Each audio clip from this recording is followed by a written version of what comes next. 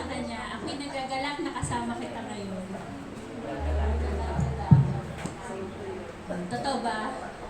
Totoo. Okay.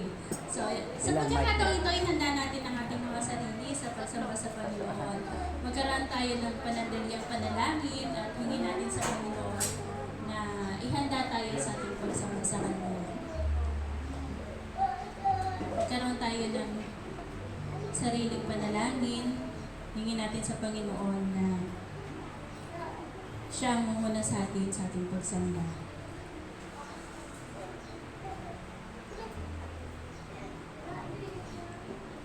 Hingin natin sa Panginoon ang kanyang paglilinis sa ating mga puso at isip upang sa ating pagsamba ay maging katanggap-tanggap ito sa Kanya.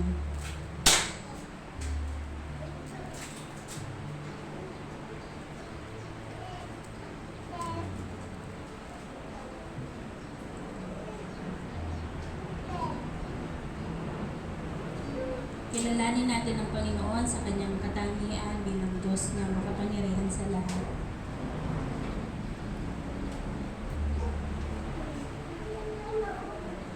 Bilang Diyos na nakaalam ng ating mga puso at isipan.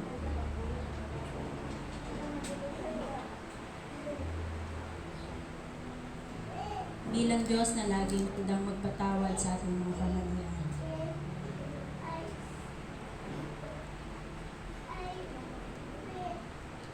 Kilalanin natin siya bilang Diyos na walang hanggan.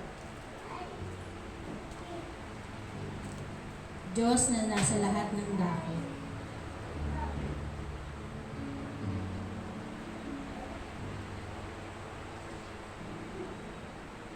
Diyos na mapagmahal.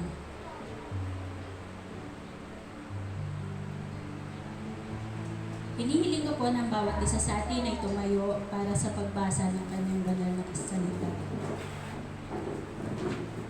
Buksan po natin ang ating mga Biblia sa awit, 1-2.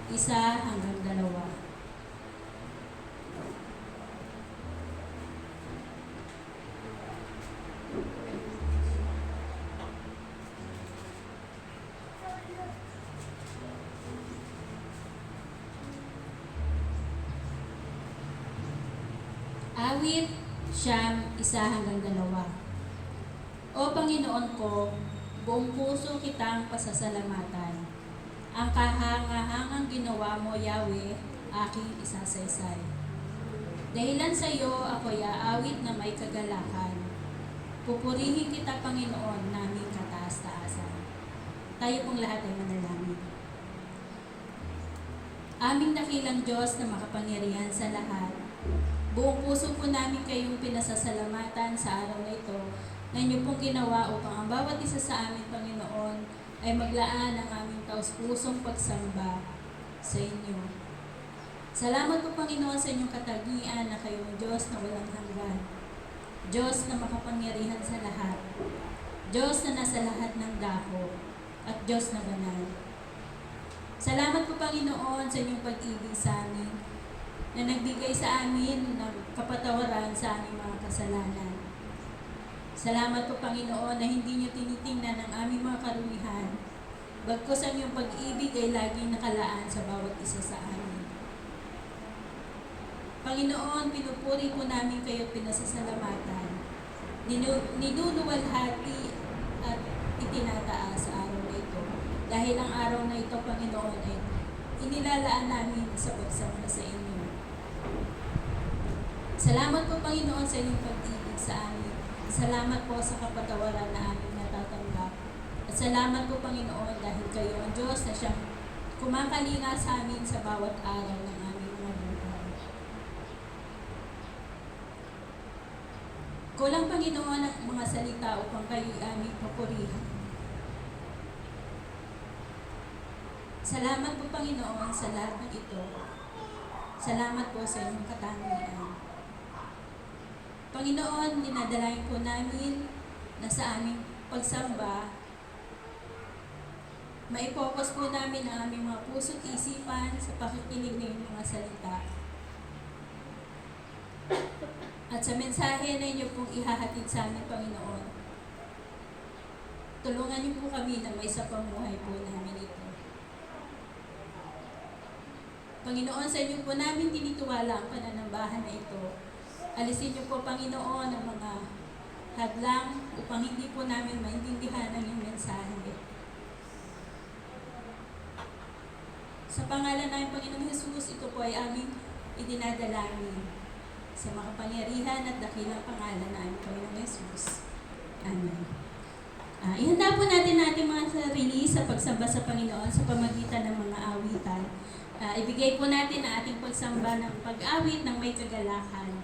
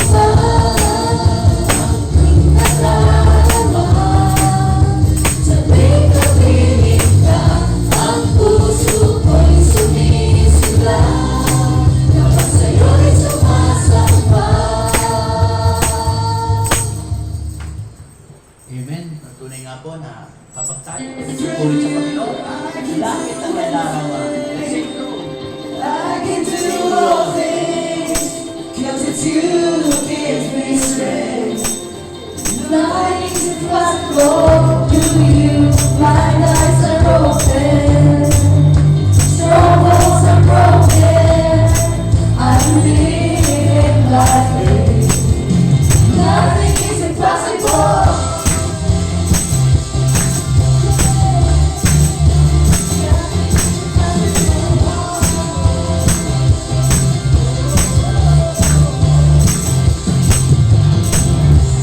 Not gonna live by what I see. Not gonna live by what I feel. Deep down I know that you're here with me. I know that you can do anything. Through you, I can do anything. I can do all things, 'cause it's you who gives me strength. Nothing is impossible to you. Blind eyes are open, strongholds are broken. I'm living by faith. Nothing is impossible.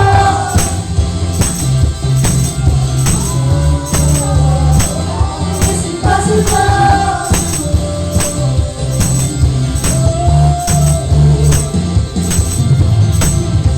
I'm not gonna live by what I see.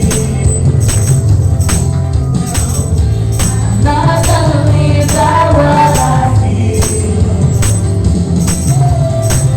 Deep down I know that you're here with me. I know that you can do anything. Through you, I can do anything. I can do all things, 'cause it's you who gives me strength. Nothing is impossible to you. Blind eyes are open, strongholds are broken. I'm living by faith. Nothing is impossible. Nothing is impossible.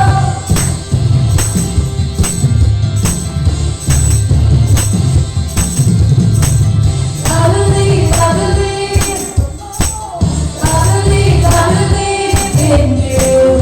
I believe, I believe, I believe, I believe in you. I believe, I believe, I believe, I believe in you. I believe, I believe,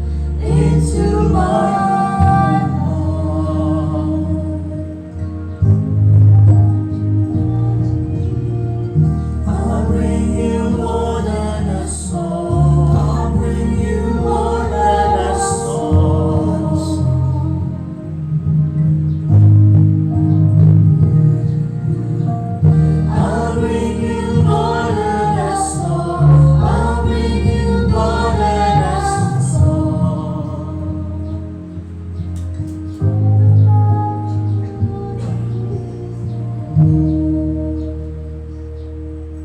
na Panginoon, na kayo po ay aming pinupuri, nararapat lamang na tumanggap ng mataas na papuri na nagmumula po sa inyong mga anak. Wala pong imposible kung kami ay nagtitiwala, kung kami ay kumakapit palagi sa inyo. Minsan mayroon kaming nagagawa na di po namin napapansin na kayo ay amin nasasaktan. Patawad po dahil kayo po ang Diyos namin na totoong nagbibigay ng kapatawaran. Marami pong salamat sa inyo sa pangalan po ng aming Panginoon Jesus.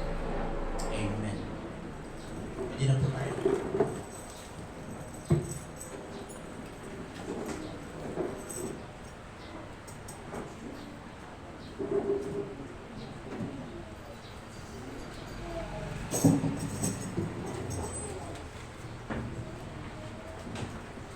Hindi na ako magpapakilala.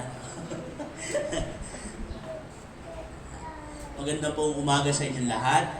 Ito po ay isang pagpapala mula sa ating Panginoon dahil po ay muli tayong nagkasama na mayroong kalakasan na nagmumula sa ating Panginoon. Ako po ay 2 o'clock na natulog kagabi. Kasi dapat po yung aking message gawa na. Kasi ang aking dapat topic yung kay Jonah. So ngayon, naunahan ako sabi ganun eh. Pero iba po yung points noon. Pero i-share ko rin sa inyo yan. Maganda kasi yung yung last Sunday, talaga nakita po natin yung hamon sa atin. No? Ano ba yung naging impact nito sa inyo sa loob ng isang linggo? Ito po ba ay natunaw na? Nadala na ng hangin? Ito ba ay na-exercise natin nung isang linggo na dumaan sa atin? Naipamuhay ba natin ito? Amen po ba? Amen. So talaga sabi ko nga, nung nagkumpwentuhan kami ni Kuya Angel sa likod, Jonah yung aking preparation sa Sunday. Sabi ko, alam niyo bakit? Kasi alam po ninyo, di ba ang isang magsishare, ay di ba Ate Lenny, ni Pastor, na experience natin, no? Isang linggo na yan ay tumatakbo sa isip mo, ano ang gagamitin ng Panginoon na salita upang kami ay maging pagpapala at maging kalakasan din natin bilang isang mananampalataya. So talagang kagabi, sabi ko, paano ko babaguhin yun? Kasi pag nasa mind ko na, parang yung scripted na. So sabi ng anak ko, tapos ka na ba? Ipa-PowerPoint ko yung message mo. Sabi ko, hindi ko lang masabi na nagbago ako ng Ang hirap po mag-scratch ulit. Hanap ko ulit ng So, ang napapuntahan ko na yung binigay ng Panginoon ay mula po sa Galacia. So, ito naman po ay talagang magiging pagpapala po to sa atin, magiging hamon po. So, nais ko po na tayo po lahat ay tumayo. Samahan niyo po ako na basahin ng Galacia. Buksan po ninyo, bandang bandang likod. Isa lang yung text na gagamitin ko. Galatia 4:7. Okay? Samahan niyo po ako. Kung nakita po ninyo, kung hindi naman, ay pwede niyo pong sundan ako. Sabi po sa Galatia 4:7, kaya hindi ka na alipin, kundi anak. Sapagkat, anak, ikaw ay tagapagmana ayon sa kalooban ng Diyos. Napakaganda po. Tayo po ay sandaling manalangin. Panginoon, salamat po sa umaga na ito na ibinigay niyo sa amin. Salamat po na ikaw ang aming Panginoon na sasambahin, bibigyan ng papuri sa oras na ito. Dalangin ko po, O Diyos, na sa pagbuka po ng aking bibig, Panginoon, ito po ay maging pagpapala sa bawat isa sa amin. Katagpuin po ninyo kami sa pagkakataong ito. Banal na Espiritu, dalangin po namin na kayo po ang siyang manguna sa amin. Ang gagamitin ng kaaway ay huwag po ninyong pahintulutan. Pagkos, Banal na Espiritu, kayo po ay aming nilalapitan sa pagkakataong ito. Ibukas po ninyo ang aming isip, ang aming paningin, ang aming pandinig, ang aming puso, upang lubos namin maunawaan ang inyong pong salita sa pangalan po ng aming Panginoon Jesus. Amen. Kaupo na po tayo.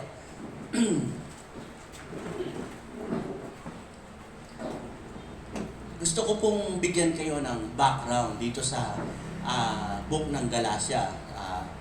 Kung hawak niyo pa rin ang inyong Biblia, buksan po ninyo ulit sa Galatia.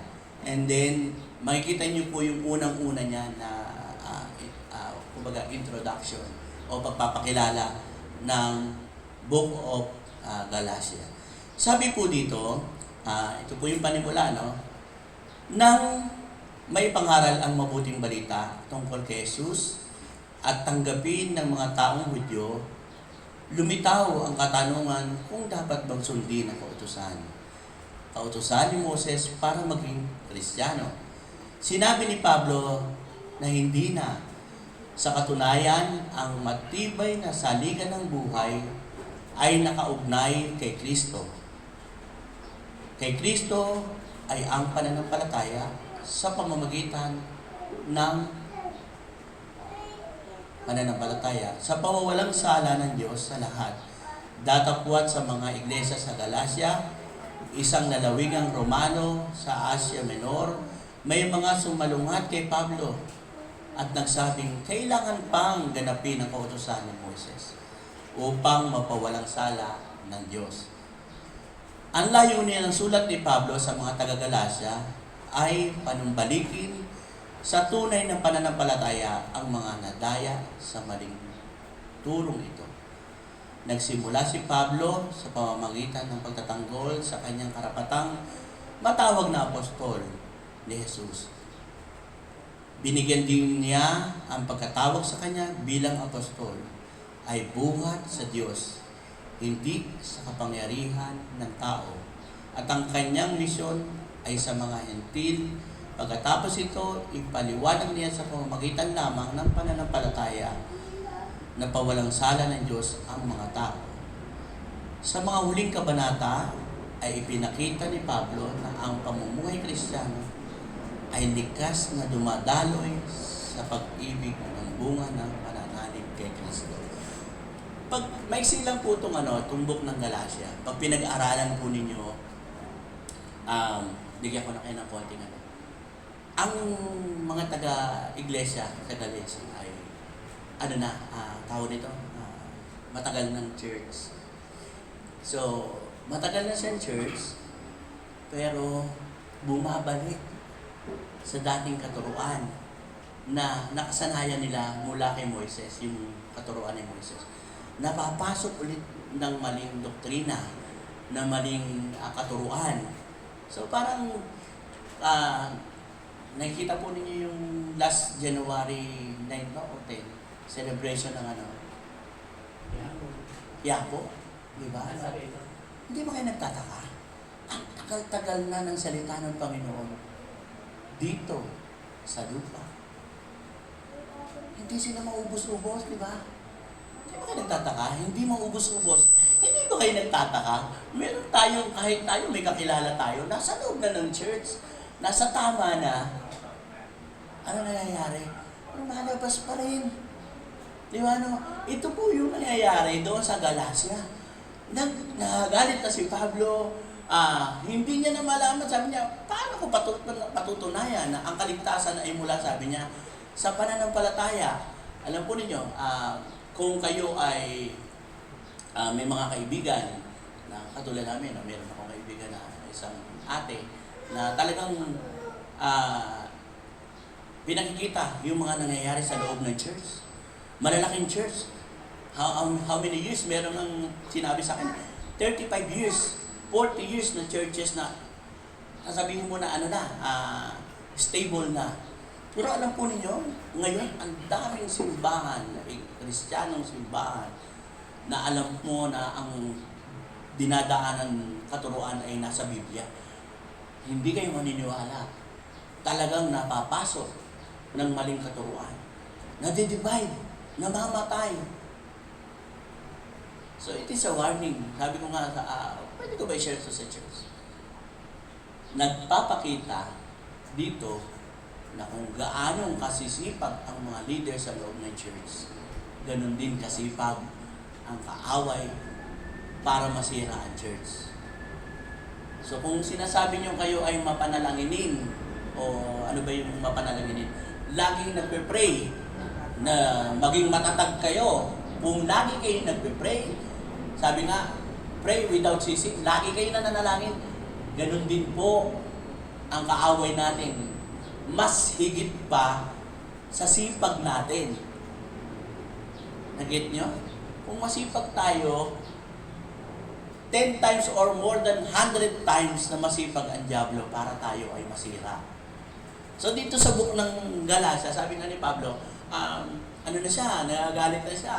Kasi, ano na itong church na to eh, napakatibay na nito. Pero bakit bumabalik na naman? No? Oh, sabi ko nga sa inyo yung sa Quiapo, di ba? No? Pagka nagse-celebrate sila, parang hindi talaga maubos-ubos. So dito makikita natin na hindi lang tayo ang nagtatrabaho. Diba? Ang kaaway natin, mas masipag magtrabaho sa atin. Itong Galacia, sabi mo, pinaulit-ulit ko siya, pinabasa ko siya. So alam po ninyo, sabi ng asawa ko, ano ba yung title ng message mo? Alam po ninyo ang nilagay ko kasi kahapon, parang ng flashback. Nasa meeting kami ng aming mga kuya. Nasa Eagle po kasi ako. Kasi kahapon, meron kami yung mga gulo na nangyayari sa namin, sa brotherhood namin. So alam niyo yung nasosolve yung problema kung paano. Bumabalik kami doon sa tinatawag na Magna Carta. Okay. Alam po niyo yung Magna Carta means yung kasunduan, dokumento na pagbabasihan kung tayo ba ay nasa lugar pa, tayo ba ay lumalakad sa tama pa. O sabi ko nga, I share this chapter at binigyan ko siya ng title na sabi ko dito ay Magna Carta of the Church. Okay, so eto na, balik na ulit ako sa Galacia. Alam po ninyo, ang Galacia, pag binasa niyo yung every chapter, lagi pong nasa unahan yan ay yung ito ang katuruan, ito ang susundin natin, dito tayo. Lagi pa ulit-ulit nare-remind. So makikita mo dito, sabi ko nga, parang nire-remind lagi. Bumalik tayo lagi sa original. So ibig sabihin, sabi nga ni Pablo, may pinagbabasihan lagi. So may pinagbabasihan lagi. Ibig sabihin, meron na tayong kasunduan mula sa ating Panginoon. So nung nakakilala tayo, di ba sabi nga ng Panginoon, sapagkat, John 3:16, sapagkat kayo na lamang ang pag-ibig niya sa atin, kaya ibinigay niya ang kanyang bugtong na anak upang ang sino mang sumampalataya sa kanya ay hindi mapahamak kundi magkaroon ng buhay na walang hanggan. So John 3:16, ito po ay mirror or heart of the Bible. Ibig sabihin, ang text po nito, ang John 3:16, wala pong ibang wala pong ibang twist yan. Ang John 3:16, isa lang, love of the Lord. Sa taong nagpapasakop at tumatanggap sa Kanya. So, ibig sabihin, ito yung isang Magna Carta natin. So, wala na po, huwag na po kayong maguluhan. Kung tayo ay nasa Panginoon, tinanggap natin siya bilang tagapagligtas natin sa ating buhay. Siya ay nasa atin, siya ay kumikilos, ang banal na espiritu na sa buhay natin. Ano sabi? Hindi mapapahamak, kundi magkakaroon ng buhay na walang hanggan. So, isa po to sa Magna Carta na ibinigay sa atin ng Panginoon. Ito na yung batas. So, sabi ko nga, bakit alinaw-linaw ng John 3:16? So, bakit magtataka kayo, di ba? Sa bagay, sino po dito? 1, 2, 3 years nang nasa loob ng church. Bakong Kristyano? 3 years. 2 o 1. Anong pinakamatagal ng Kristyano dito? Meron na kayo? Ate, 10, 15 years?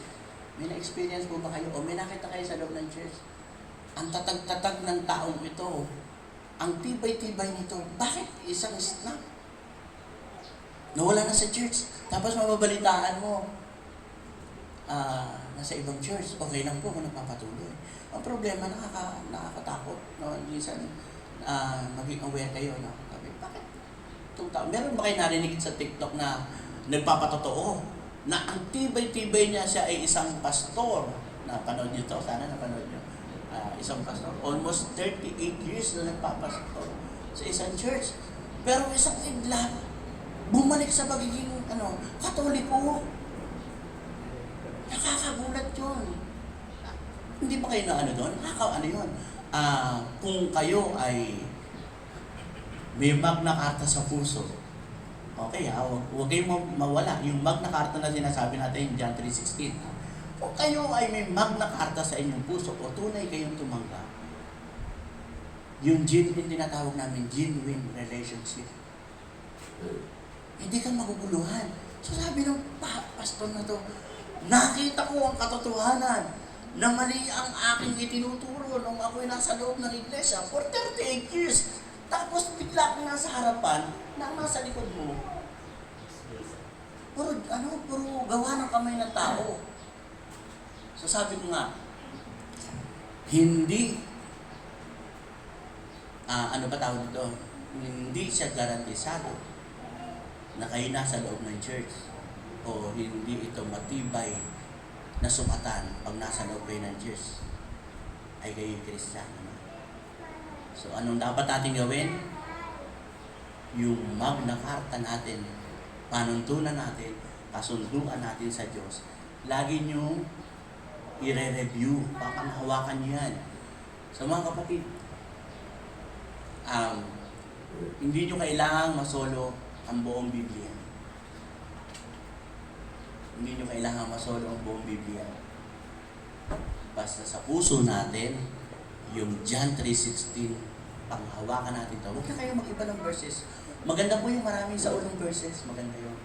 Pero kung kayo po ay nagkakaroon ng doubt, nagkakaroon kayo ng question, nagkakaroon kayo ng alinlangan, nagkakaroon ng question sa inyong mind, basahin niyo ulit yung John 3:16.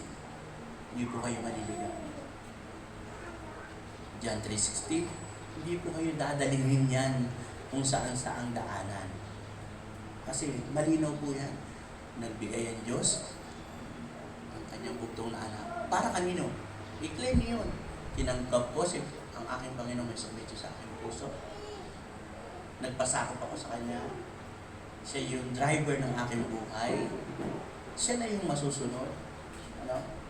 And then, panghahawakan mo yung ang sino mang sumampalataya sa Kanya, hindi mapapahamak, kundi magkakaroon ng buhay na walang hanggan. So, ito yung Magna Carta natin, kasunduan natin, matibay na kasunduan na kailanman ay hindi matutwist. Hindi tayo lulukuhin na nagbigay nito. Hindi tayo lulukuhin na nangako nito dahil ang Panginoon, sabi nga, di ba, hindi siya nag-iiba. Kung ano yung pinangako niya, totoo yun. Okay po. Merong mga kasi, may mga warning dito na sa Galacia po kasi. Ang Galacia po kasi, marami nagsasabing Kristiyano sila, marami nagsasabi na ako ay sumusunod sa katuruan, ako ay sumusunod sa pangangaral ng mga matataas na leader ng church.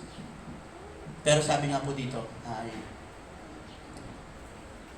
mayroong katuruan na nagagamit sa maling pamamaraan.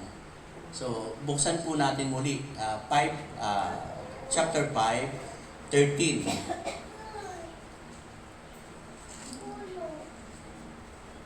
Huwag kayong mag-alala, hindi ko kayo patatagalin sa oras. Sabi po sa Galacia 5, 7:13, mabuti na sana ang inyong ginagawa. Sino ang pumigil sa inyo sa pagsunod sa katotohanan? Hindi gagawin iyan ng Diyos na tumawag sa inyo. Napapaalsa ng, sabi dito, ng kaunting lebadura ang buong masa ng harina ng kasabihan. Sabi po dito, dahil sa ating pakikipag-isa sa Panginoon, nang titiwala akong hindi kayo mag-iiba ng pag-iisip tungkol sa bagay nito. At natitiyak kong paparusahan ng Diyos ang sino mang lumiligalig sa inyo. Dito po kasi sa dito, sa Galatia nito, hindi po ko lalayo. Dito lang ako sa Galatia, hindi ko kayo dadalhin sa ibang mga verses. Kasi dito, parang yung ginagamit yung katuruan ng kalayaan. So sabi ko, maging maging warning sa atin to. Kasi sabi dito, ginagamit yung kalayaan natin. Tayo bilang isang mananampalataya. Sabi nga ay meron pa rin tayong free will. Alam niyo po yung free will. Hindi tayo nilikha ng Diyos na isang robot. Free will. So ang Panginoon na magdadala sa atin sa kaligtasan mula doon sa buhay na walang hanggan. May mga binibigay siya sa ating verses para tayo ay magpatuloy. Meron siyang binibigay sa ating kalayaan kung paano tayo mamimili. Okay, kung ano yung gusto mo, gawin mo. Yun yung sinasabing free will. So mga kapatid, yung kalayaan na ibinigay sa atin, diyan po sa chapter 5, 17-13, maging maingat po tayo. Okay, so tayo po ay malaya kung ano ang gusto natin. Subalit, maging maingat tayo na baka yung ginagawa natin, akala natin ay tama pa rin. Katulad ng Kuya Jeff, alam po ninyo, yung sa amin nung young people kami, napakalaking big deal sa amin yung sa church natin, pag may fiesta, ang laking big deal niya sa church namin, tinuturo sa amin, na hindi dapat mag-fiesta. Talagang tinuturo sa amin, bakit? Pinapaliwanag naman sa amin. So, kalayaan natin to minsan lang naman to may lechon kaya. Hindi naman kayo araw-araw may lechon sa bahay natin, di ba? Kailan lang yan? Punta tayo na, di ba? May fiesta, may lechon. Yung part na yon, naging yan sa amin, naging warning sa young people. Young people, katuwaan kasi, no? Punta tayo, sama tayo, curious. Sama tayo sa karakol. Alam niyo, hindi ko napapaliwanag sa inyo kung ano yung karakol, ha? Okay, sama kayo sa karakol. Okay, may free will kasi. Sama kayo.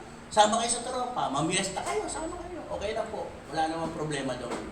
Masarap ang pagkain, pag masarap ang mechado, ang morcon. Pagkakilala mo yung pupuntahan mo, magaling magluto to, punta tayo. Di ba? Hindi mo palalagpasin yun.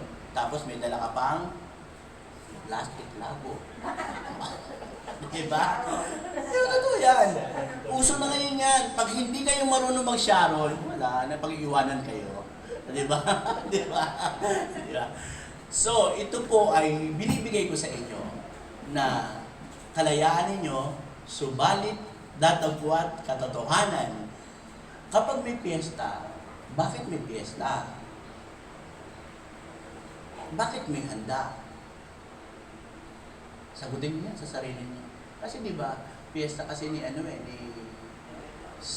Saint Jeffrey. Yung pagkain na yon, inihanda yun para kay Saint Jeffrey. O, di ba?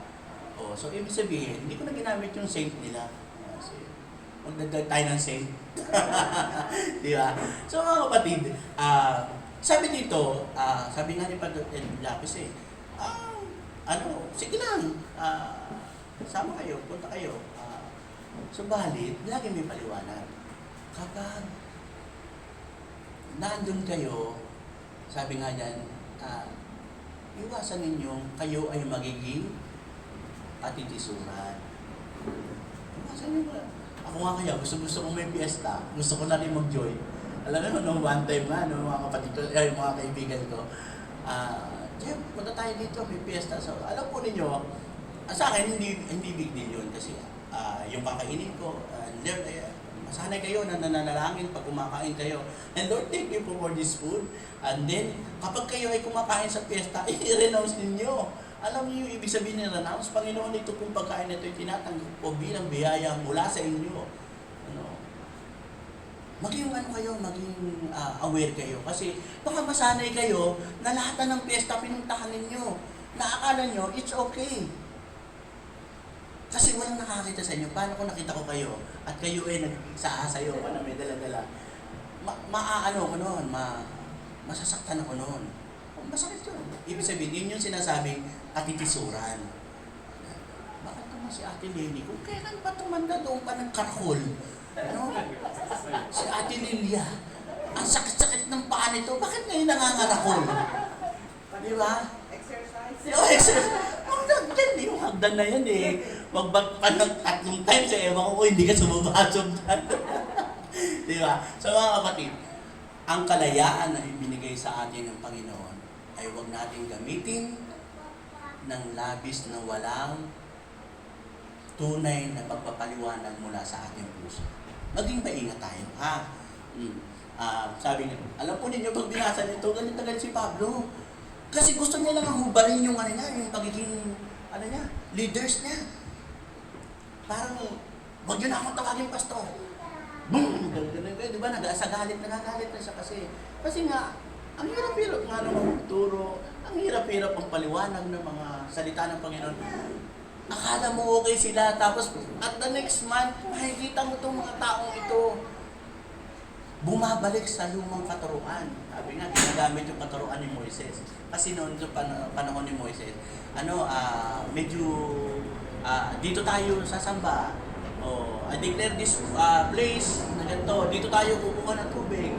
So, ang nagbibigay ng rules, si Moses. So, hindi kasi, nung nagbigay na ang Panginoon ng utusan, ito na yung Biblia. Ito na yung ating, kaya nga, sabi nga di ba, Pastor, ginagamit natin itong, ang Biblia ay natin, compass natin. So, ano po ba yung compass? Ito yung natuturo, di ba? Kung natuturo kung saan ka pupunta, kuya, may sakit ako, nagtuturo kung ano gagawin mo, may sakit ka, dumadaan ka sa mga struggle, ito yung nagtuturo kung ano gagawin mo, di ba? No? Merong kaguluhan sa church, nagtuturo, ito rin ang gagawin mo. Alam po ninyo, ang Biblia, kumpleto. Kahit sa sakit ng puso, na heartbreak, di ba, no? Pero buksan po ninyo, makikita ninyo. Okay. Nag-away kayong mag-asawa, ano gagawin ninyo? Paano kayo gaganti sa asawa niyo? Di ba? May pag-ibig. So, laging ito yung ating reference. Kaya sabi ko sa inyo, isang verse lang. The Magna Carta of the Christian Life, John 3:16. Di na kayo maliligaw dyan. Sabi po dito, katulad po nito, isang katuruan to na ginagamit ng Diablo. Pag tumanggap ka sa Panginoon, sabi, once you accept the Lord, once saved, always saved. So, kapatid, huwag kang matakot kahit magkasala ka. Kasi ligtas ka na. Ginagamit po yan. Kung kayo po ay mahilig mag-cellphone, i-search nyo. Lalabas dyan yung once saved, always saved na yan sa sa Romans 10. Sabi po dito, if you confess mula sa iyong bibig, sabi nga dyan, ang Panginoon ay Diyos. Sabi, believe in your heart. And then siya ay namatay para sa iyo.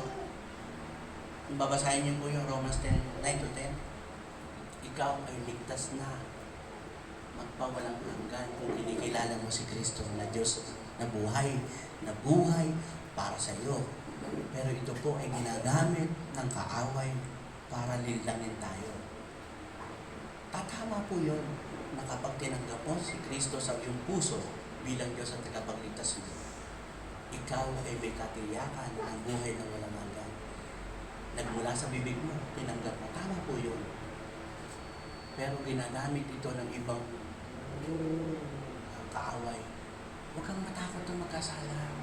Yung ginawa mo noon, gagawin mo ngayon at gagawin mo bukas. Pinatawad na yun ng Diyos. Ganun talaga kasi tao tayo eh. Yun ang katuruan po ng ibang ginagamit. Wala tayong magagawa kasi tao tayo, mahina tayo, nasa press tayo. Okay lang kahit maging 4 ang girlfriend mo. Okay lang kahit maging 3 asawa mo. Basta hindi mo sila napapabayaan, mahal mo sila lahat, na ibibigay mo yung pangangailangan nila, hindi ka nagkakasala. Meron ako naman nakita niyan. Iyan ninyo po. I-search nyo po ninyo. Alam po ninyo, ang cellphone na bigay yan sa atin ng Panginoon, ang purpose niyan, binuksan ang buong mundo. Ito na po yung mga sign. Kasi, may explanation nga dito. Kaya ibinigay yung cellphone, social media. Hindi nyo po nakikita, di ba? No? Merong ibang bansa na kahit hindi mo nararating, nakita mo na kung ano yung nasa loob ng bansa nila. Nabuksan na po, binuksan na. Church. Kaya ibinigay yung cellphone, ang social media na to. Binuksan na upang ang salita ng Panginoon ay maipahayag na sa lahat ng sulok.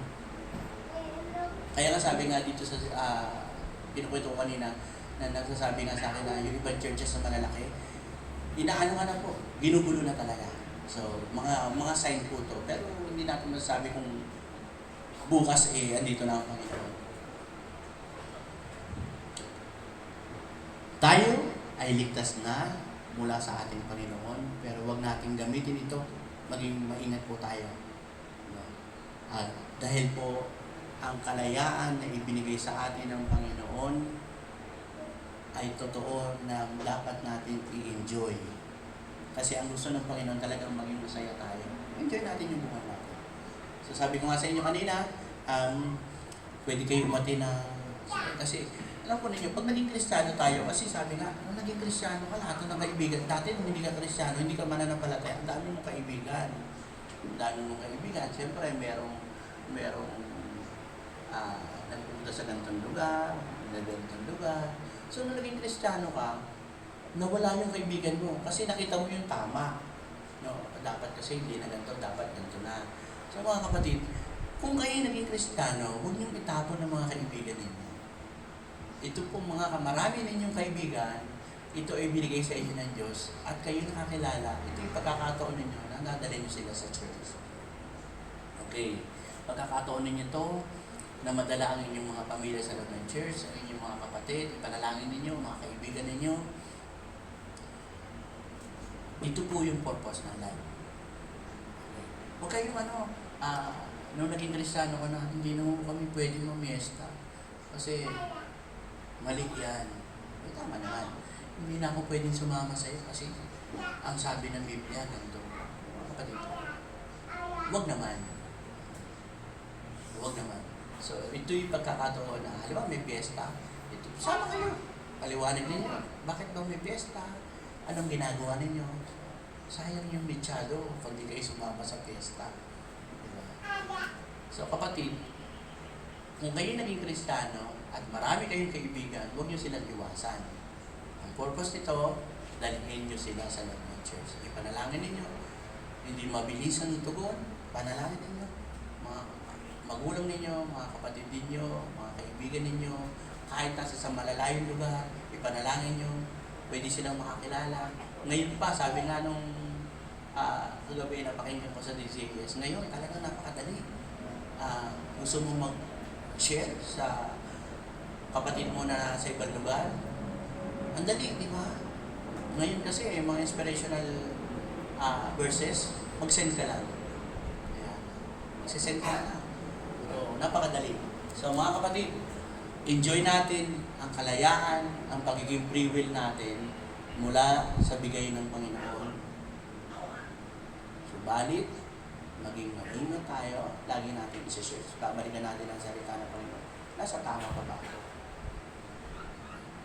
So, kaya kasi, sabi nga, kung tayo po ay naging Kristiyano, halimbawa, dati kang manginginom, o halimbawa, dati kang, ano tawag dito?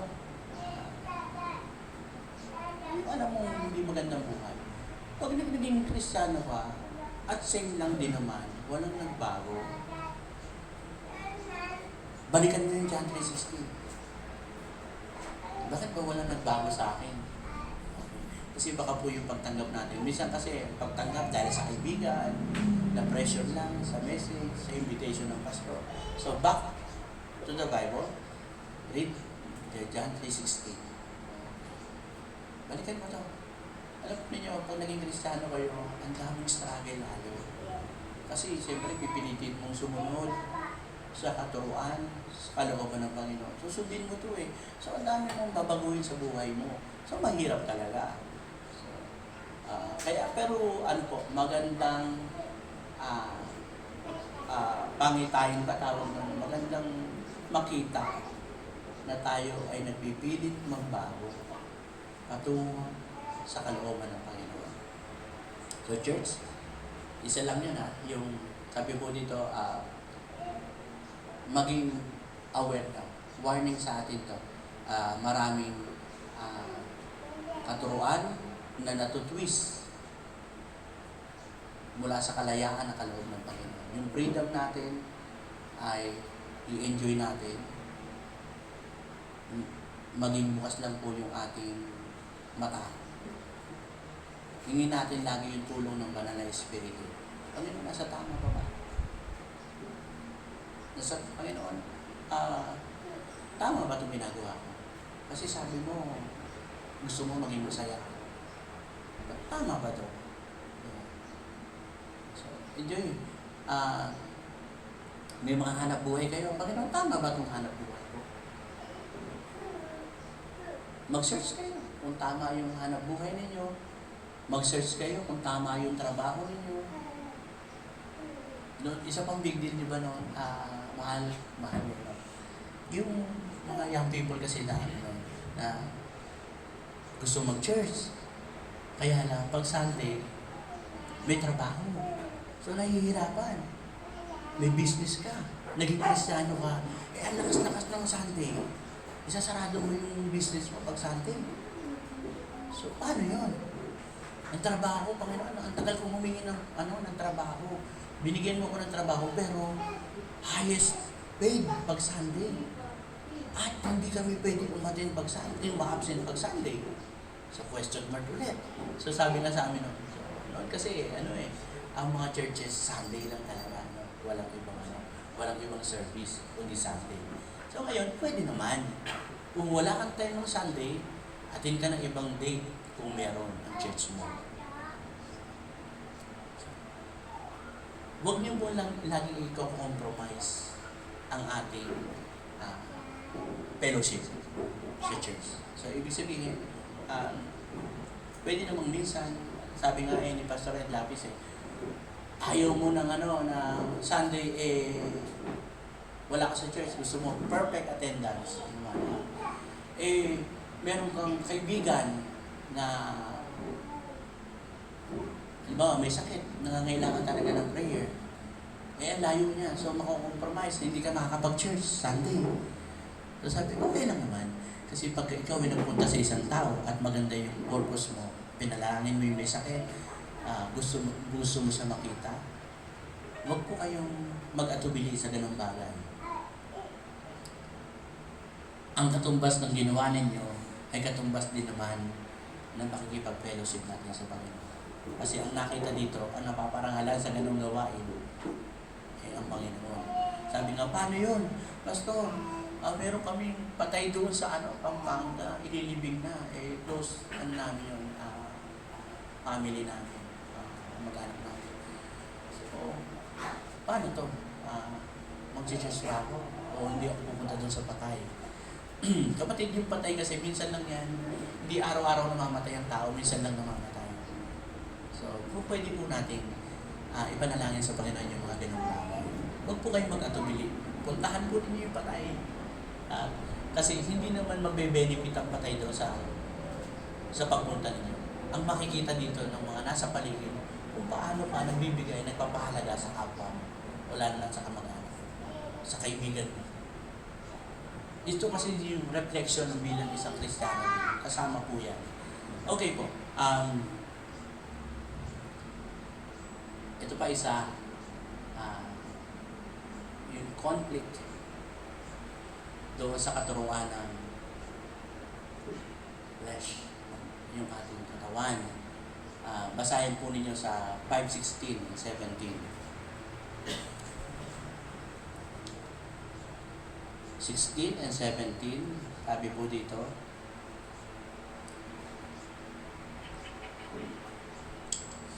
sapagkat ang mga pita ng laman ay laban sa mga nasa Espiritu, at ang mga ninanasa ng Espiritu ay laban sa mga pita ng laman.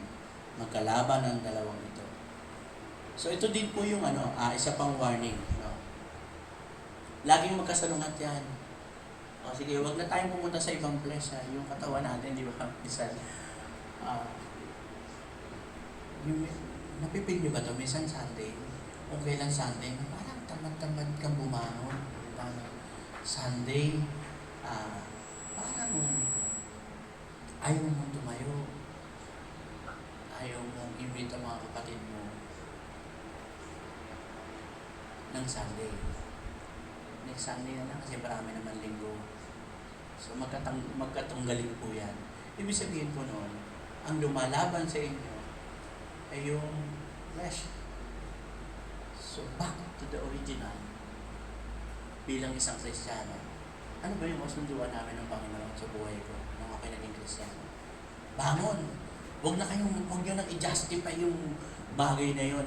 Na kapag tinatamad kayo pag linggo, o malakas ang hatak sa inyo pag linggo na pumunta ng mamasyal, pag malakas yung mga hatak na yan, pag kayo pupunta sa isang gawain ng Panginoon, huwag nyo na i-justify, huwag nyo na ipagtanggol. Ang kumikilos sa inyo, yung time na yun, ay yung kaaway natin. Yung sabihin, kasi pag linggo, sasabihin ba sa inyo ng Panginoon na, sige, Jeff, huwag ka muna sumimba, nakasimba ka naman ng linggo. Hindi sasabihin ng banal na espiritu yun sa buhay mo. So, ang gusto ng Panginoon, tayo makipag-fellowship. So, ibig sabihin yung press, di ba? Ang sarap kaya na pumunta sa fiesta. Sunday. Malimit pong fiesta, di ba? Saturday, Sunday. May narinig ba kayong ganyan? Nahata kasi ng kaibigan fiesta eh. So, pag ibig sabihin nun, kapatid, ano na yun? Isa lang yun. Ang kumikilos sa iyo ay yung kaaway, pinupunta ka sa katamaran. So, hindi tamad ang ating espiritu, ha? So, bangon, scratch your mind. Ayoko. Kailangan akong pumunta ng church. Ayoko. Meron kaming prayer meeting. Wala pa tayong prayer meeting, no? Kulang pa tayo dyan, mga kapatid. Ihanda na ninyo ang inyong sarili dahil ang tibay ng church, ang pundasyon natin ay ang panalangin. Wala pa tayong meeting. Mahina tayo, mga kapatid. Hindi sapat yung online praying natin. Hindi yan sapat.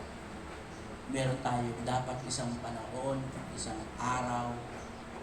araw sa loob ng isang linggo, 2 hanggang 3 oras tayo magsasama manalangin. Kailangan ng church yan. Hanap kayo ng church na walang prayer meeting. Pag may nakita kayo, sabihin nyo sa akin. Church natin, wala. Kaya, ang kalakasan kasi natin, hindi na panalangin. I-search po ninyo kung meron kayong makitang church. Uy, ang kaaway natin, masipag manalangin. The conflict of the flesh, ingatan po natin to. Sabi nga po dito, malakas po ang hatak ng laman, mga kapatid. Napakalakas. Maniwala kayo sa akin. Ubod ang lakas ng hatak ng katawan.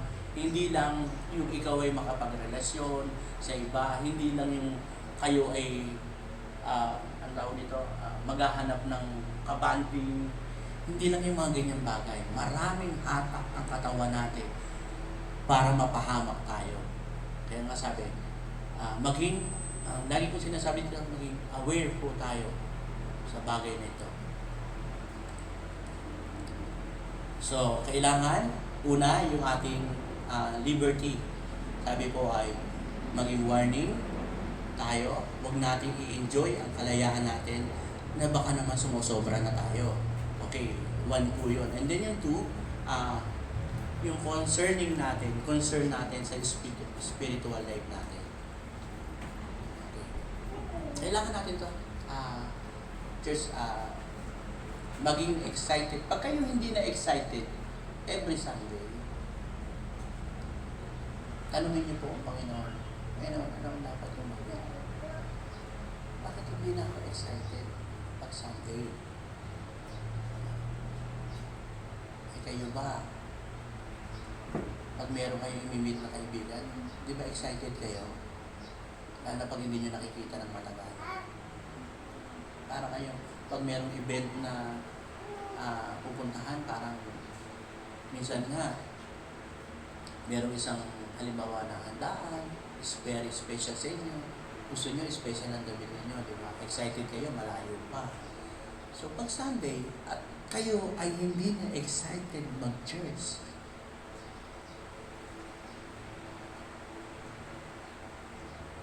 search your heart. Pag hindi na kayo excited mag-church, kaya maging maingat tayo sa bagay na yun. Ang labanan natin ay spiritual at flesh. So laging magkatunggali yan. So kailangan maging malakas ang ating spirito. Okay. Di ba nyo na mahina daw ang katawan? Kasi minsan, pag may mahina ang katawan natin, ate, di ba, pag mas paa mo nga lang masakit di ba? I-record mo. Every hour, every minute. Sabi mo, pagkasaktan pa ako. Kasi pinagpipray ka, Panginoon, alisin mo na to. Diba? Akala mo lang, di ba, nananalahin ka pag may problema ka, Lord, talagang hirap na ako. Every minute, bumabanggit ka sa pangalan ng Panginoon. Panginoon, tulungan mo naman ako. Lord, ikaw po ang masunod sa buhay ko. Every minute, every hour, ginagawa natin to. Hindi lang natin napupunan. Diba? Pag nawawala na yung ganong bagay sa buhay natin, pipilitin natin. Pilitin natin. Huwag natin hayaan na masanay. Church, mahina ang katawan, ang espiritu ay malakas. So, lagi natin tiwala sa Panginoon. Dito na po ako magtatapos. Sabi po niyan, kung ang espiritu ng Diyos, ito yung mga katibayan na tayo ay nasa panig pa rin ng Panginoon. The evidence of true Christian. Matakot kayo pag wala sa inyo to at nakita nyo sa isang kapitbahay ninyo yung ganong ebidensya. Aba, bakit meron siya doon? Ako ay wala. Aba, napakabait nitong taong to. Bakit ako ay minsan babait? Aba, napakatindi nitong taong tong magtiis. Bakit ako ay minsan magtiis? Aba, bakit kaya itong taong to ay napakahaba ng pangunawa? Ako ay minsan. Di ba, no? Mag-question po kayo sa sarili po ninyo. Galatia 5:21.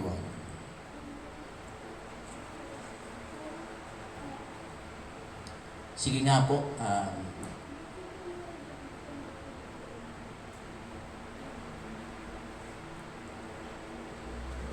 Sige, focus na lang tayo. Tayo po tayo lahat. Tayo lahat. Matatapos na po ako. Galatia 5:22. Subalit, ang bunga ng Espiritu ay pag-ibig, kagalakan, kapayapaan, katiyagaan, kabaitan, kabutihan, katapatan. 23, kahinahunan at pagpipigil sa sarili. Walang utos laban sa ganitong mga bagay. Una po tayo. So church, ito na po yung last sa points ko. Yung characteristic of the Spirit life. Ito yung tinatawag nating fruit of the Holy Spirit.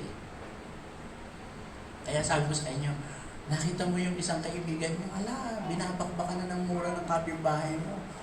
Pero napakahinahon. Tapos biglang mo ibabalik sa sarili mo, bakit ako ay wala? Di ba, no? Bakit kaya yung taong yun napakatiisin? Bakit ako ay minsan lang? So mga kapatid, walang ibang ebidensya kung ikaw ay anak ng Panginoong Jesus at kung ikaw ay merong Magna Carta sa puso mo. Walang ibang ebidensya. Anong ebidensya? Ito lang. Galatia 5:22 and 23. Hindi ko na siya isa-isayin. Ang dami niyan. Alam ko naman na maiintindihan niyo sa Tagalog. Di ba? Ang sabi, okay, sige, i-search po natin meron ba ako nito? Tanungin mo yung sarili mo, meron ba ako nito? Pag-ibig. Meron ba ako nito? Kagalakan. Meron ba ako nito? Kapayapaan. Meron ba ako nito? Katiyagaan. Meron ba ako nito? Kabaitan. Meron ba ako nito? Kabutihan. Meron ba ako nito? Katapatan. Meron ba ako nito? Kahinahunan. Meron ba ako nito? Pagpipigil sa sarili. Sabi nga, walang utos laban sa ganitong mga bagay. Mga kapatid, no? Ang dali pa lang maging i-search, no? Tayo ba ay nasa panig pa ng Panginoon?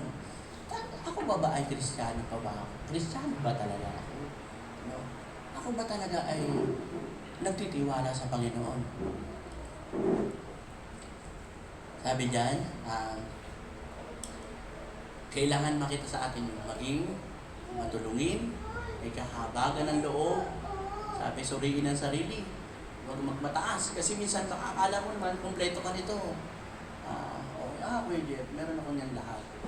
Punong-puno yan, nasa basket namin. So, tanongin mo rin ang sarili mo. Baka naman nagbubukat ka lang ng bangko. Kasi sabi dyan baka naman, meron nga ako nito, tawag doon, nagbumataas. Lagi yung ego mo, lagi mataas. Nararamdaman po ito pagka kumpleto ka sa wealth, kumpleto ka sa yaman. Sabi nga dito, pag wala kang pangangailangan sa salapi, mararamdaman ito. Feeling mo, kumpleto ka. Feeling mo lahat na itong bunga ng Espiritu, meron ka. Kaya sabi dyan po, tatanungin din natin ang sarili natin. Kasi Kuya Jeff, meron naman akong love. 2 nga girlfriend ko O di may love ako. Diba? Mapagpigil kaya ako, asawa ko, hindi ko mabato-bato ng baso. Gusto ko na siyang batuin. Diba? So, diba? May kahinahunan ka ba? Baka konting biro sa'yo, nawawala na yung kahinahunan mo. Nawawala na yung pagpipigil mo sa sarili. Diba? Mahirap po. Ang bunga ng Espiritu, hindi ka mamumunga. Natandaan mo ito, parang preaching ko rin dati. Pagka ang isang puno, ang isang sanga ay nakakonekta sa puno, ano makikita? Ito yung bunga ng Espiritu. So, kapag wala kang bunga, ibig sabihin, hindi ka nakakonect. Meron na ba kayo nakitang yung puno ng alateris? Meron ba kayo nakitang sanga na hindi nakakabit sa puno na may bunga yung alateris? Ano nangyayari sa sanga, sabi natin? Natutuyo, mamamatay. So, ibig sabihin, dapat laging nakakonect. Nasabi ko sa inyo, katawan natin mahina, madaling matukso, madaling bumigay. So, kailangan natin ay laging nakakonect sa ating Panginoon. Para yung Espiritu natin, laging matatag.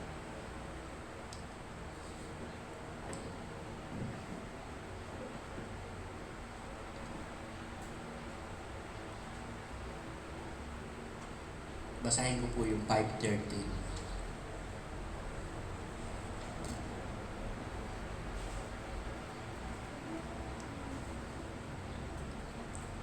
Pakinggan po ninyo, napakaganda. Mga kapatid, tinawag kayo upang maging malaya.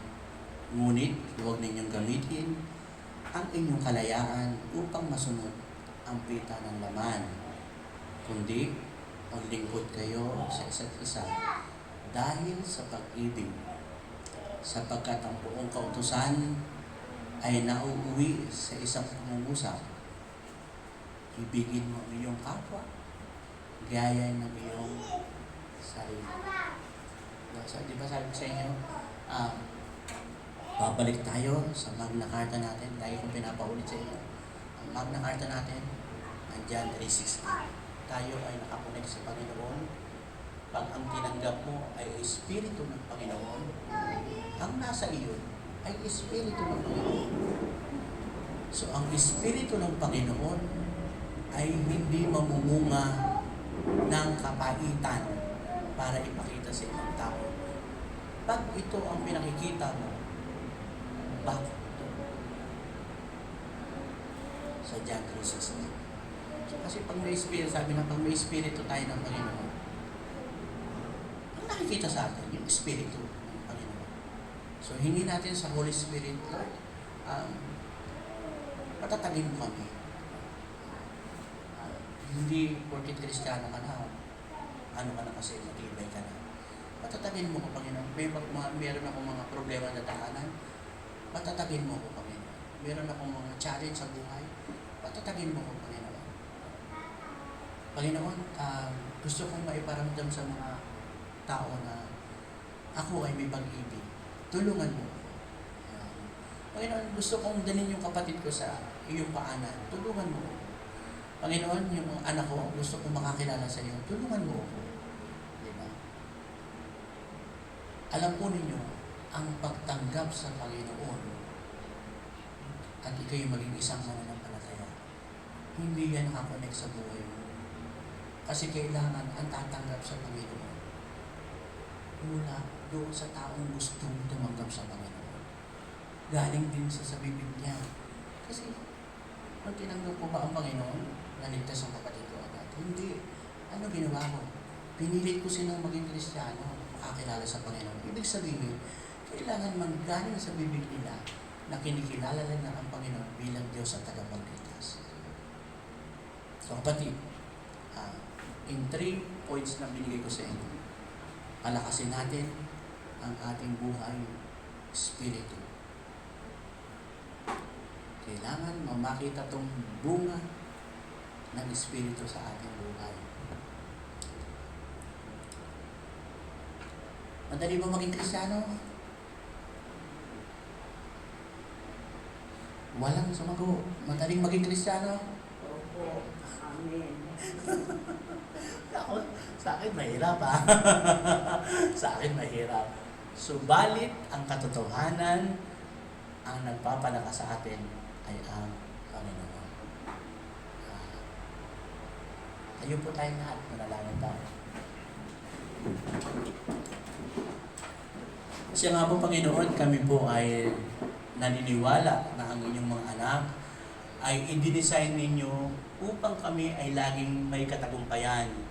Merong kasiyahan sa aming puso, meron po kaming kapanatagan sa aming buhay, may kapayapaan po kami. Ito po yung nais po ninyo na mangyari sa aming buhay. Panginoon, dalangin po namin na ilagay po ninyo sa aming isip, sa aming puso, na ang aming Diyos ay buhay at nagmamay-ari ng buong mundo.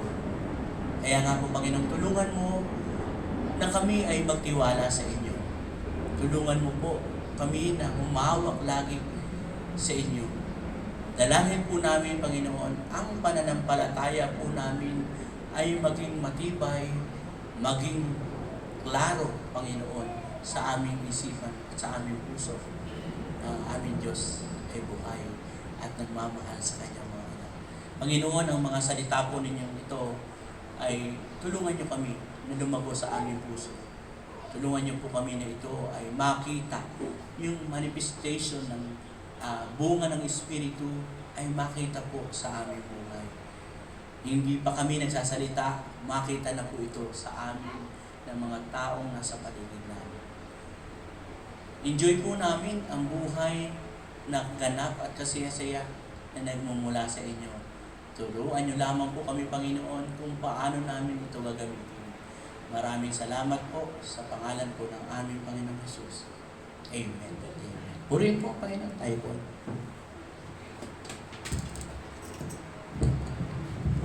Sa pagkakataon po ito ay handa na po natin ang ating kaloob sa Panginoon. Hinihiling ko po si Ruth at si Ray na ipasa ang offering basket pagkatapos po ay mananalangin si Ate Ana.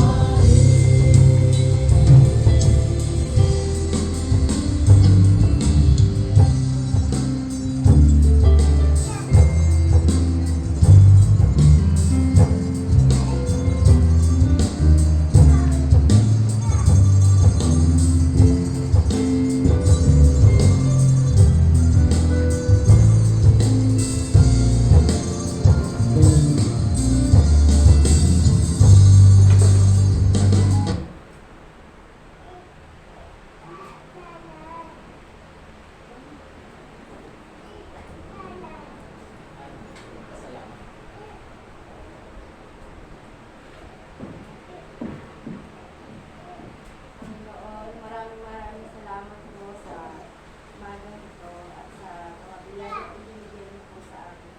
At bigyan niyo po na kami na maraming salamat dito sa mga nagbibigay po ng lahat po kayo na po at ibigay sa kanila ang pagkakas. Itayo pangalan ng Jesus.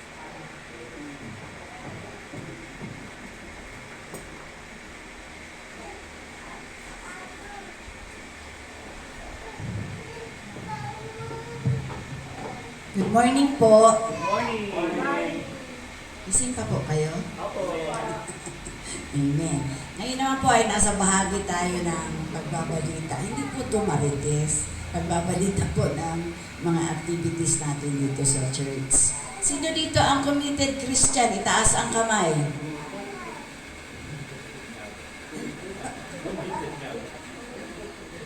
Sino? Ba't ganyan? Ayaw na committed kasi pag committed, Itaas niyo yung kamay ninyo, baka biglang dumating ang Panginoon, hindi madagit kayo. No? Tinatanong ko lang po kayo para hindi kayo antukin. Okay. So ngayong umaga po ay sa ating pong pagbabalita, binabati ko po ang lahat ng mga celebrants, birthday celebrants, etong Love Month. Kami po ni Pastor sa 28, pero wala po kaming handa. Alam ko na po sa inyo, wala kaming handa, pero sabay po kami magbe-birthday. Sa 17 po, ang magbe-birthday ay si Edjan Gagala.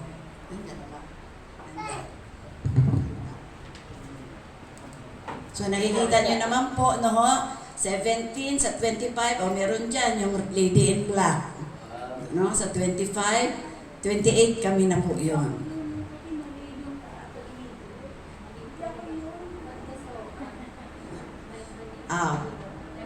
Yagonya po yan. Typographical error, Lady in Black. So tandaan niyo po, sa 25, sarado po doon. Hanggang doon. No? So yan po ang ating mga celebrants for this Love Month. Sa 17, ha? Si Kuya Anton, 17. Nandito. Oo nga pala no, na-miss ng aking mata. Pasensya na po kuya. No, si Kuya Anton, tandaan niyo po yan, 17, 25. Kalimutan niyo na po yung 28. No, so happy birthday sa lahat na nagbe-birthday ngayong Love Month. Ang ibang churches, ngayon nila sinelebrate ang kanilang Love Month. No? So, mga taga-CCF, ang mga women's nila ay nakapula. Sabi ko masyado namang obvious. Si Pastor nakapula na, ay maroon pala. No? So, marahil tayo ay sa 17 magpo-post Love Month. Okay. So, para po sa ating mga gawain, meron po tayong mga nakatakdang gawain. Every Wednesdays and Thursdays, meron po tayong Bible study sa tahanan po ni Ate Lenny. Dumalo po kayo, kung nais po ninyo, doon lang po sa may sa Tabon 3. Napo, napakahalaga na tayo ay nanonorish. Hindi ho sapat tong Sunday lang kayo nakakakain ng salita ng Diyos. Ano nga ang ating Bible verse ngayon na binigay ni Kuya Jeff? Kung talaga.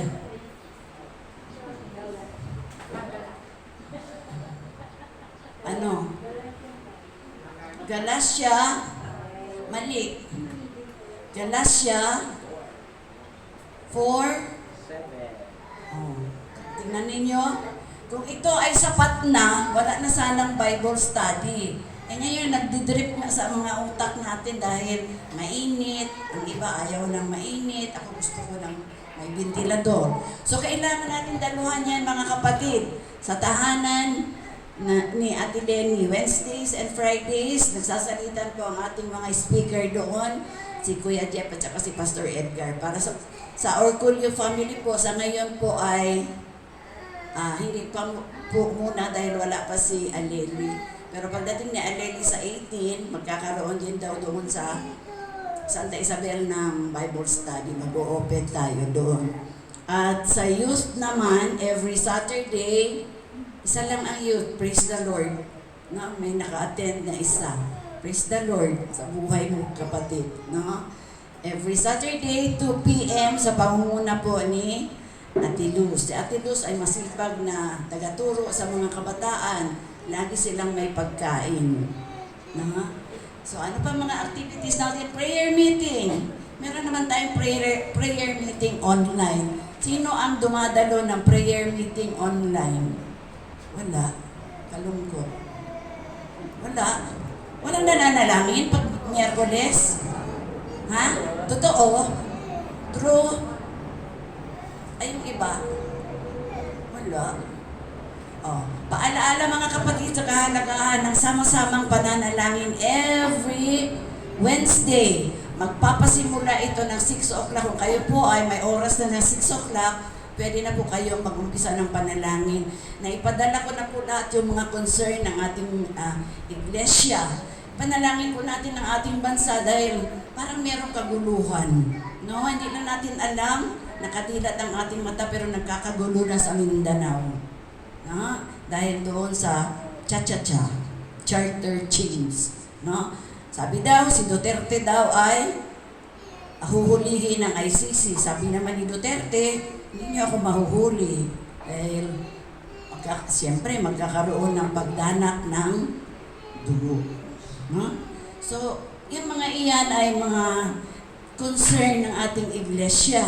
Dahil kung hindi tayo mananalangin, sino ang mananalangin para sa ating mga workers ng gobyerno? Paano sila maikukorek kung hindi tayo sama-samang mananalangin? Kasi sabi nga din ni Kuya Jeff, meron na tayong face-to-face na pananalangin hindi ko palang alam yan ay nasa pa ng konseho ng iglesia, no? Yan ay bubuuin pa kung kailan. Ang tanong, may a-attend kaya? Kung yung online nga, walang uma-attend. No, nakikita ko doon sa Facebook, walang sin lang. Hindi ko alam kung yan ay kasama ko sa pananalangin. Tandaan ninyo, huwag niyong ibigay ang burden ng pananalangin sa mga pastor at mga manggagawa. Kayo rin. Di ba sabi ninyo, kayo ay, ano kayo? Anong klaseng Christian? Committed Christian. Kaya pag sinabi natin committed, meron kayong bahagi. Sabi nga ni Pastor last Sunday, meron kayong, ang bawat isa sa atin ay merong takdang aralin. No? Isa sa takdang aralin natin ay manalangin. Next Sunday, welcome po rin ang bawat isa na dumalo dito sa pananamba. Patuloy natin idalangin lalo na ang mga kabataan dahil sila ang mahihina pa. No? May mga pagkakataon na sila ay dumadalo, minsan naman ay wala. Depende sa mood nila. Pero tandaan natin, ang pagsamba ay isa sa dapat nating gawin alang-alang sa Panginoon kung talagang na-commit na natin ang ating sarili para sa paglilingkod sa Kanya. Yan lamang po at magandang umaga po.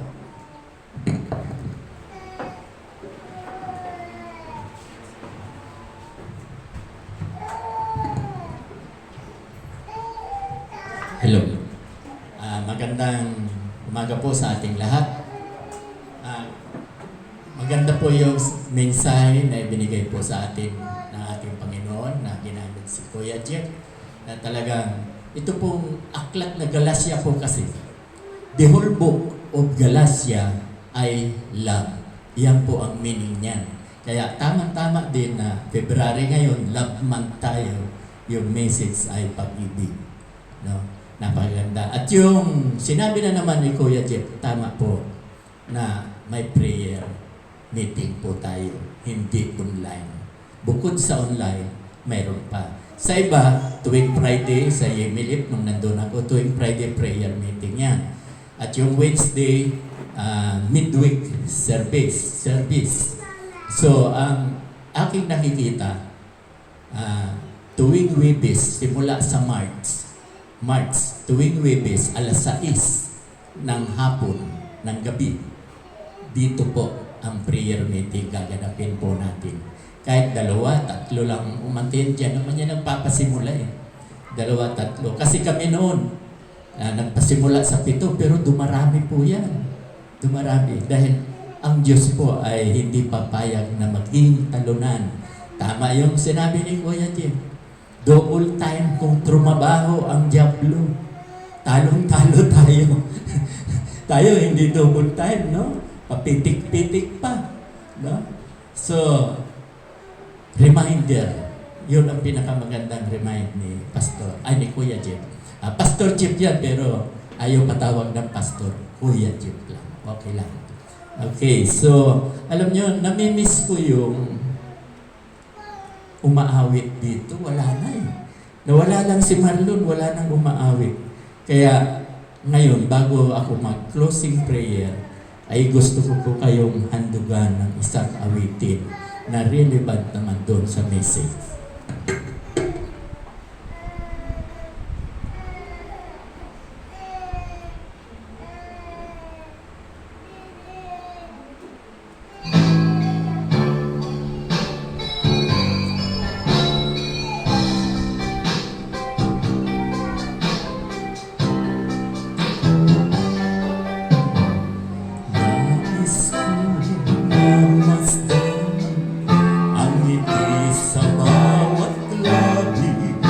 Kagalakan ay maghari kailanman. Nais kong narinig itong awit ng pag-ibig, kabutihan at kapayapaan nang matutunan kong pigilin ang sarili kong minsan. Puso ay bigyan ng kainahunan. Ang katapatan ko nawa sa'yo'y hindi mahihimlay. Mapagtiis na puso, kagalakan ng taglay. Bunga ng Espiritu, wala sa buhay. buhay mo ang kinakailangan na ipakita ng Kristiyanong tunay bunga ng Espiritu. Kung wala sa buhay mo ay Jesus, tanggapin mo bunga ng Espiritu.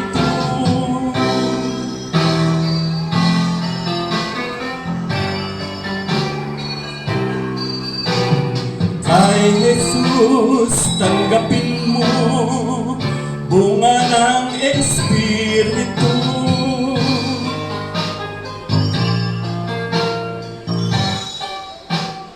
Bunga ng Espiritu, kung wala sa buhay mo ang kinakailangan na ipakita ng Kristiyanong tunay bunga ng Espiritu. Kung wala sa buhay mo kay Jesus, tanggapin mo bunga ng Espiritu.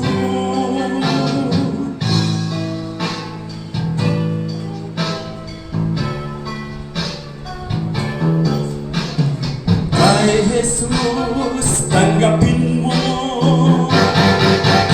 bunga ng Espiritu.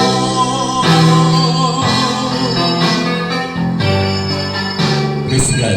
Purihin po ang Panginoon. Tunay nga na dapat nakikita sa atin ang bunga ng Espiritu. Dahil dalawa lang naman yan eh. Pag wala sa atin pag wala sa atin ang Espiritu, ang bunga ng laman ang nakikita sa atin.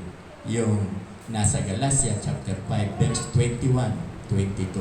Kaya dalawa lang po yan. Pag wala kang Holy Spirit, mayroon kang evil spirit. Ganon yun. Ganon kadali. Okay. Tayo po ay manalangin. Ama namin, inanyayahan po tumayo, kapulungan. Lord, maraming salamat po sa umagang ito. Tunay nga po, Lord, na ang mensahe na ibinigay po ninyo sa amin ay karapat-dapat nakikita sa bawat isa sa amin. Dahil dalawang klase lamang po ang Espiritu. Holy Spirit and evil spirit. Kaya salamat po, Lord, maging challenge, maging hamon na nakikita sa amin ang pag-ibig, kagalakan, kapayapaan, kahinahunan, katapatan, kabaitan, at higit sa lahat yung pagpipigil sa sarili. Kaya Lord, thank you Lord sa paalaala na ibinigay po ninyo sa bawat isa sa amin. At inilalapit ko rin po ang aming bansa, dinadalangin ko po na talaga po na nagkakagulo. Nawa Lord, umiral ang pag-ibig sa bawat isa sa amin. Simula po sa Pangulo hanggang sa pinakamababang opisyalis po ng barangay. Dahil yan lamang po talaga, tama yung Magna Carta, John 3:16 lamang po. Dahil alam ko na mahal mo kami. Kaya kung hindi man namin kayanin, hindi kayanin ng aming Pangulo, nawa Lord ay huwag ninyong ipahintulot kung anumang kaguluhan ang dapat mangyari. Hindi po ngayon nagkakaisa ang Kongreso at ang Senado. Kaya sabi ko nga po lagi, Hebreo 12:2, ang sabi mo po doon, ituon namin ang aming paningin kay Hesus Kristo na siyang pinanggalingan ng aming pananampalataya. Nawa Lord, lahat ng opisyalis simula sa Pangulo, maging Christ-centered. Dahil pag Christ-centered po talaga, nagkakaroon po ng unity, nagkakaisa. Kaya napakahalaga po na abutin po ninyo na huwag po ninyong ipahintulot na mangyari ang mga kinatatakutan ng bawat isa na napakasarap po pag walang kaguluhan kung nagmamahalan. Kaya nga po itong February ay laman, magmahalan po kami.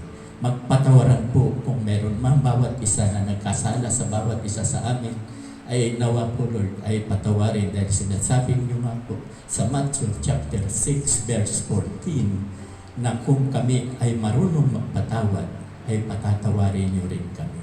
Kaya maraming salamat Lord sa blessing, sa biyaya na patuloy po ninyong pinaabot sa amin. At patuloy po akong lumalapit sa inyo Lord. Dinadalangin ko po ang aming mga kapatiran na may negosyo, bawat negosyo. Abutin po ninyo at pagpalain dahil sa panahon po talaga ngayon, crisis po talaga, napakahirap ng negosyo. Maraming nagre-reklamo, pero ang mga anak mo sa dakong ito, umaasa ako, lagi akong maniniklod sa iyo, lagi kong ipagdarasal na abutin po ninyo ang kanilang mga negosyo. At maging ang aming mga kapatiran, Lord, na may mga karamdaman ay hindi ko po kinaliligtaan na ipanalangin, lalong-lalo na po ang kagalingan ni Ate Dan, kagalingan ng kanyang mama, ang kagalingan ni Ate Lini, dahil alam ko na nakaka-recover na ng kaunti si Ate Lini, ay patuloy mo po dahil naniniwala kami, kayo po ang dakilang manggagamot, wala nang iba. Ako po'y lumalapit sa inyo, napagalingin po ninyo ang mga kapatid nito dahil dito sa amin, mayroon po kaming house rule, bawal po ang mamatay. Kaya, lumalapit ako sa inyo. Hindi na bali kami mauna dahil kami ni Ate Leni, 101 ang hinihingi namin na abutin po namin upang mapatunayan na ang gusto mo sa mga anak mo ay humaba ang buhay. At yun nga ang sinasabi mo na mahalin mo ang iyong mga magulang at ang pangako, ikaw ay giginhawa at hahaba ang buhay.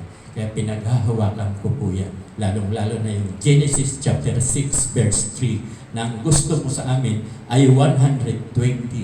Kaya lang, tama din naman yan. Sabi mo sa Mark chapter 12 verse 31, ibigin mo ang iyong kapwa na kagaya ng pag-ibig mo sa iyong sarili. Nang ibig sabihin ko, ingatan namin yung mga bawal na pagkain ay hindi po namin dapat gawin. Lalong-lalo na po yung mga nagsasabing masakit ang kanyang paa. No, dapat po umiwas na rin sa mga bawal na pagkain. Kaya alam ko na kapag inilapit namin sa iyo, iniluhog namin sa iyo, ay inyong pong pagagalingin. At dinadalangin ko rin po ang charge na ito. Ito po ay hindi ko laban. Laban mo po ito dahil hindi ko ito pag-aari. Pag-aari ito ni Kristo. Pag-aari mo ito. Dahil kaya ako'y naniniwala, nananalig na kayo po ang dakilang misyonero. Marami ka pa pong tupang nangaliligaw sa dakong tabon 1, tabon 2, tabon 3. Nawa Lord, kayo ang dakilang misyonero. Dalhin po ninyo, nawa, nakikiusap po ako, hindi kita inuutusan. Ako po'y naninigluho na ipadala mo rito upang kami ay sama-samang magpuri, magpasalamat at sambahin ka po namin sa Espiritu at katotohanan. Maraming salamat po. At hinihingi ko sa inyo ngayon, sa umagang ito ang bendisyon, ang masaganang awa ng Diyos Ama at ang walang sawang pag-ibig ng Diyos Anak at ang kaaliwan ng Diwang Banal ang sumaaminawa mula ngayon at magpakailan-kailan pa man. Amen at Amen. Magandang umaga po sa ating lahat.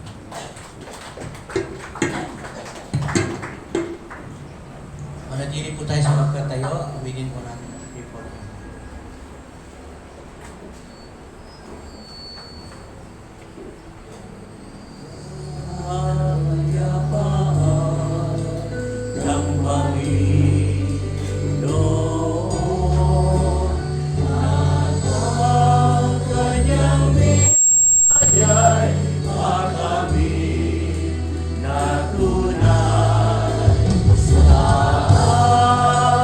Pagkain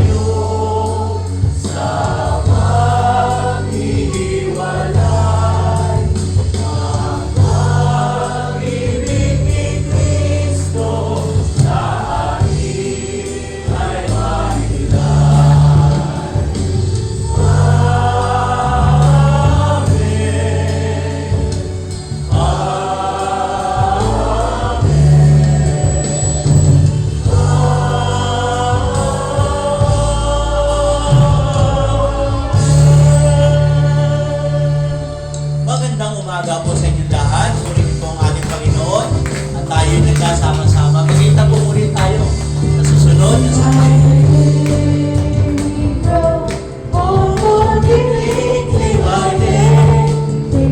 Pwede po natin gamayan ang bawat isa habang tayo po